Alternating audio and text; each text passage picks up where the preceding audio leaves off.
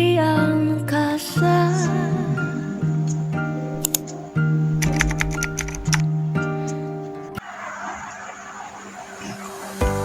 Semuanya, Assalamualaikum warahmatullahi wabarakatuh. Perkenalkan, nama saya Ditya Trijunianto dengan NIM 037. Saya dari Bahasa Sastra Indonesia, Universitas Muhammadiyah Malang. Nah, sekarang saya berada di Perpustakaan Universitas Muhammadiyah Malang, dan di sini saya akan nge-review dua novel yang sangat menarik dan bagus sekali menurut aku dan menurut kalian semua. Yang pertama, ini ada novel Tentang Kamu karya Terelie. Terus yang kedua ada novel Rumah, ini karya C.S. Kairen. Sebelum kita masuk ke dalam sinopsis dan ulasan mendalam, mari kita tempatkan kedua karya di dalam peta perkembangan sastra kita. Jika kita tinjau dari materi periodisasi sastra, kedua novel ini merupakan bagian dari sastra kontemporer atau angkatan 2000-an.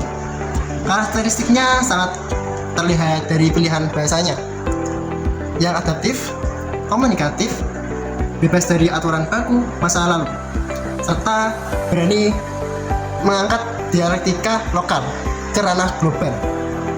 Terus yang kedua, penulis ini punya cara yang sangat unik untuk menyuarakan fungsi sastra, baik sastra sebagai sarana hiburan, yang estetik, kritis, terus sosial politik, maupun media refleksi budaya yang sangat mendalam.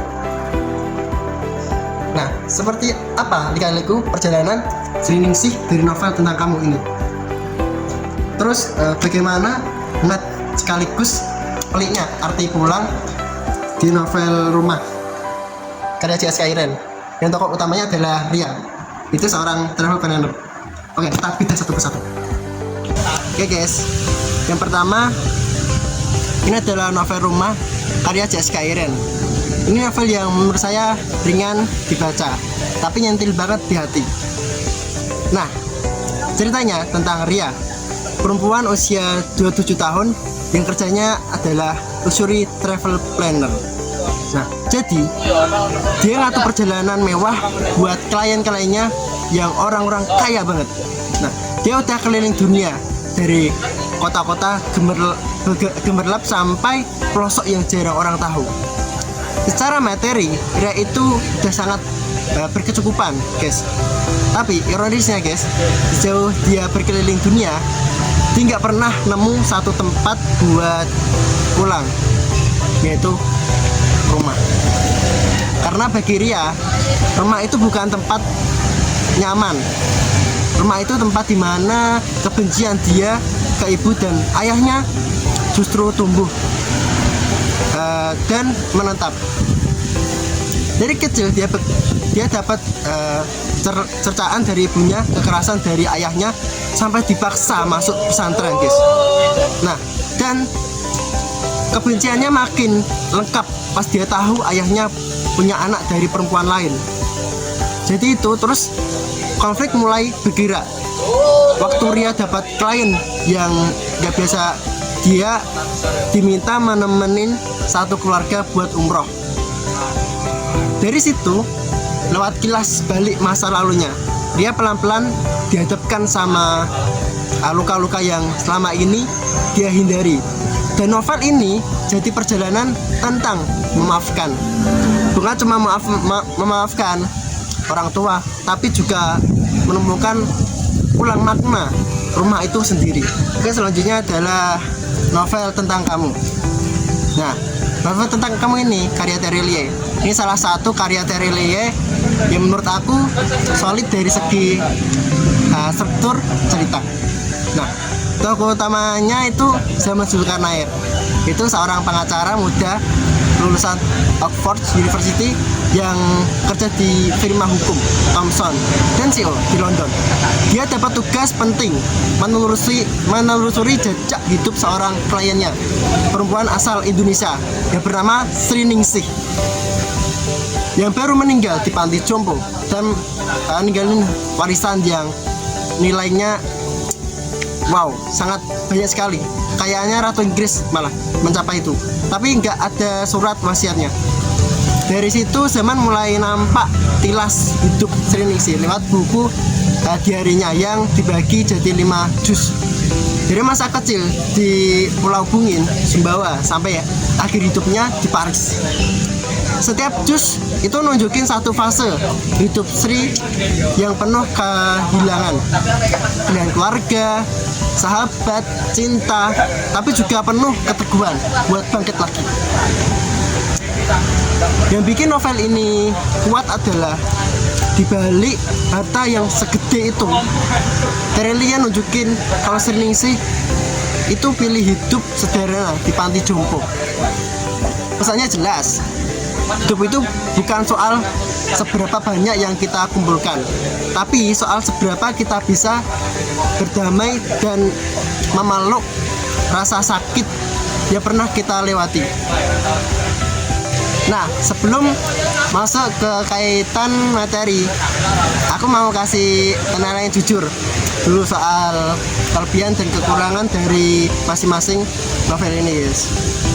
Oke, mulai dari rumah dari CS Kairen. Kelebihannya yang pertama, gaya bahasanya itu sederhana tapi dalam banget.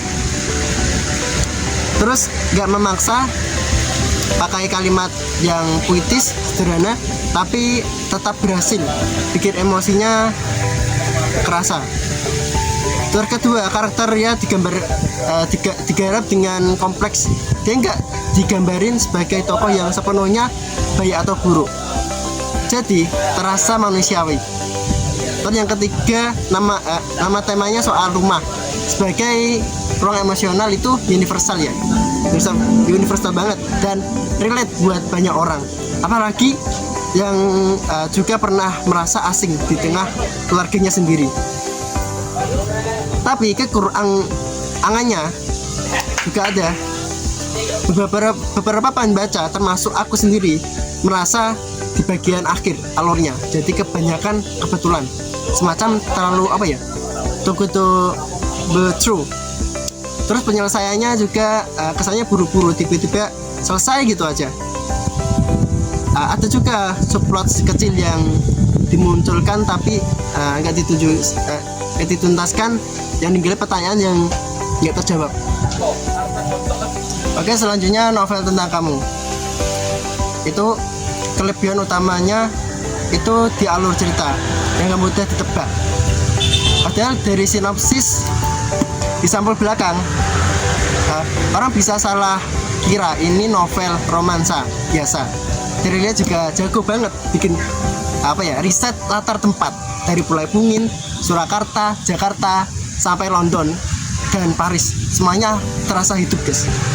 Ditambah lagi banyak kutipan yang